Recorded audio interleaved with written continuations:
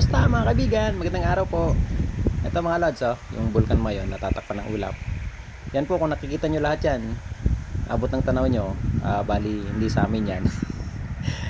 Hindi, yung iba dyan mga lods, sinasaka ng tatay ko. Tapos meron ako dati dyan. Tapos ito yung pinsan ko, siya rin ang nagsasaka nito. Ayan o. Bali ito mga lods, talaga naman kung nandito kayo, napakasarap ng pakiramdam. Iba talaga pag nandito sa probinsya. Yan po mga kaibigan, ang naririnig nyo, bali tansi po yan. Paikot po yan dito kasi maraming ibon na dumadapo dyan, kumakain ng mga palay. Kaya nilagyan po nila ng tali na tansi. Paikot po yan para pag humangin, tumutunog yan para hindi dumapo yung mga ibon. Pero iba na ngayon ng mga ibon mga lods. Talaga kahit na mayroong mga ganyan, talagang dumadapo pa rin sila at kumakain sila. High tech na sila. Sobrang napakaganda talaga rin mga lods. Sa tanawin pa lang panalo na, tapos sa simoy ng hangin talaga nakaka-relax. Talagang di mo maiisip yung stress ng trabaho mo sa Maynila pag nandito ka. Talagang talagang babalikan ko pa rin ko. Dito pa rin talaga ako gusto ko tumanda mga lods. Dito ako lumaki mga lods sa pagsasaka. Talaga simula pa po nung bata pa ako, talaga ito na po yung trabaho namin. Ito na yung kinalakihan po namin kasi ako yung panganay, kaya talagang ako yung sub-sub sa trabaho dito sa bukid. Naalala ko pa nga po noon mga lods, kapag kagaling sa school, diretso na po rito para magsaka. Kahit na gabi pa yon, nagmamakin na kami rito ng tatay ko. Talagang grabe yung hirap na. Dati mas mataas pa nga sa akin yung mga damo tsaka yung palay nung panahon na yun mga lods. Talagang mag-isa lang ako, galing ako sa amin dyan sa gilid dun, sa dulo, tapos papunta rito sa gitna ng palayan.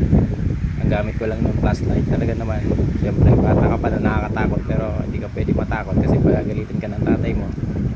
Talagang sobrang hirap nun mga lods nung maliit pa ako, pero hanggang ngayon di pa rin naman ako lumaki. Ganun pa rin naman yun.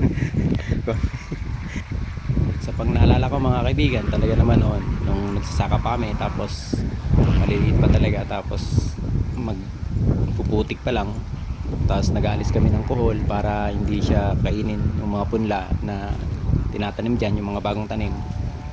Tapos minsan uulan, tapos lakas ng kidlat. Talaga naman, nakita nyo naman napakalawak nito. Talagang kitang kita nyo yung gumuguhit yung kidlat. Ang ginagawa namin ng kapatid ko, talagang dumadapa na lang kami sa putik. Wala kang magawa, talagang kahit natatakot ka, kailangan mo lakas ang loob mo, hindi ka makatakbo kung saan. Kaya talagang pagkatas ng kidlat tsaka ka lang tatayo. Yun talaga mga kaibigan, ang kinakatakot ko yung sobrang kidlat. Talagang nakikita ko talagang gumuguhit talaga dyan.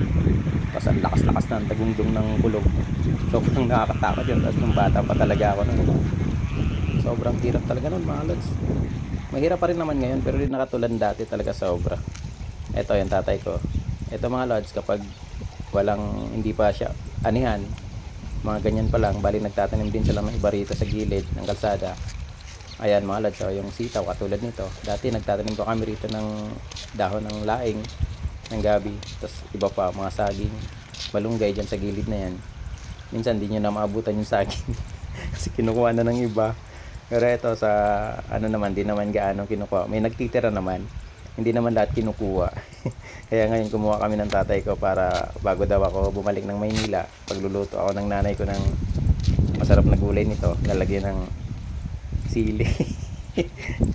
Sobrang mahal na mahal kami ng tatay ko, ng nanay ko, kahit na mahirap kami. Talagang sobra, kahit na ganun, iba pa rin yung pagmamahal nila sa amin. Tapos eto mga lads, nakita nyo yan, bali dati malawak yan, tsaka malalim yan na kanal.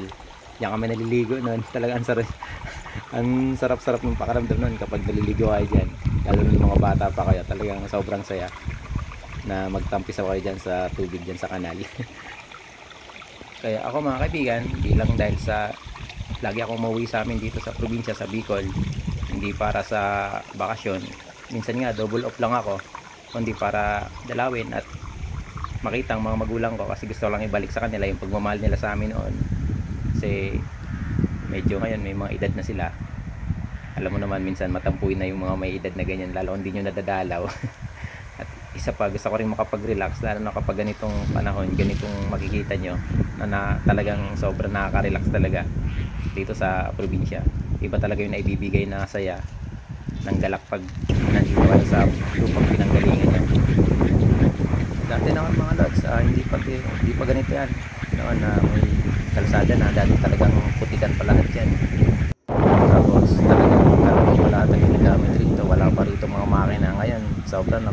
harvester, meron ng mga traktora. Dati talagang yung kalabaw lang yung ginagamit namin, kaya talaga napakatagal ng pagsasaka noon.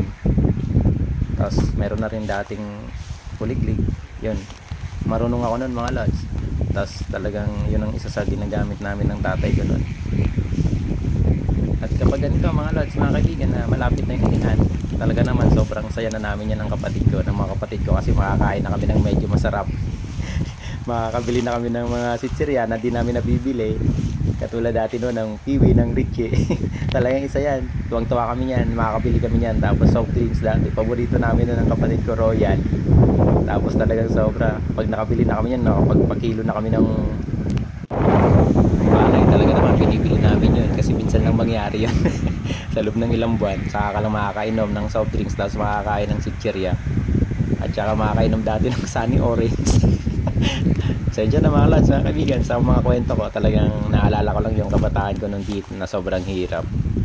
Dati pa mga lods, talaga naman na pag may nakita ko na safeguard doon, tuwan-tuwa talaga ako dun sa amoy, napakabango sa akin. Sabi ko, pinangarap ko na makabili rin yan, kasi ginagamit namin noon na sabon talaga mga lods ay yung tops na panlaba. Kapag naglalaban na nanay ko, sinasabayan ko na para makaligo na rin kami. Sobrang hirap talaga, pero talagang di ko pagpapalit yung buhay dito sa probinsya mga lods. Balang araw babalik pa rin talaga ako rito.